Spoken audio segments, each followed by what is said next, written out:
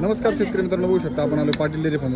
नमस्कार शोन दादा. नमस्कार. जय महाराष्ट्र, जय शिवराय, जय श्रीराम. बोला. दादा आता किती म्हशी आहेत? आता सध्याला हे आमचे जोडीदार दादा आणि गदाई पाटील हा.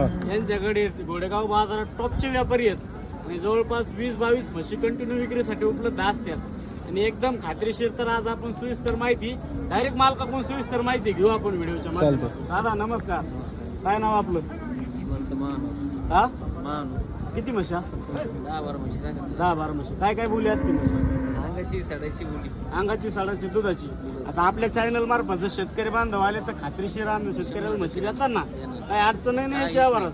बोली आता आम्हाला संपूर्ण म्हशीची व्यवस्थित माहिती द्या. आता इथे सांगायचं काय डिटेल तिचं आहे? काय डिटेल? जनलेली हा. 4 दिवस झालेली, 10 काय? लिटर दूध चालू आहे. बरं बरं. आणि ही 2 नंबर ती बी 2-3 दिवस झाले हा. तिला ठीक आहे का तिला? किती चिक? चालू आहे. ही 3 नंबर. गाभण 10 दिवस टाइम, 8-10 दिवस टाइम आहे. पहिली किती पिळेली? 12 वेळ ही 3 नंबर. तिला टाइम या 10-12 दिवस. पहिली किती पिळेली?